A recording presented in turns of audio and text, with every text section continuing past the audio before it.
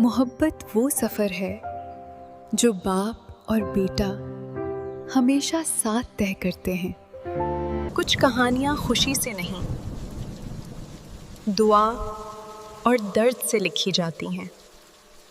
गूशी वो बाप जिसने बरसों बाद बेटे जरी की हंसी सुनी,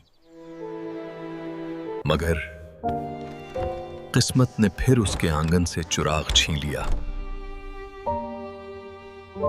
लोगों की चालों ने घर उजाड़ दिया। जादू, तावीज और नफरत के साए उसके बेटे को उससे दूर ले गए। अब एक बाप इंसाफ मांगेगा नहीं, छीनेगा।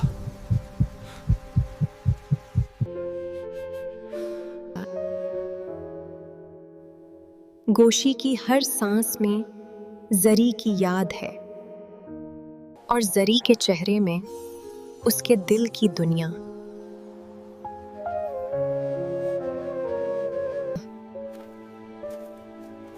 क्या एक बाप अपनी मोहब्बत वापस हासिल कर पाएगा, या फिर साजिशों की आंधी सब कुछ बहा ले जाएगी?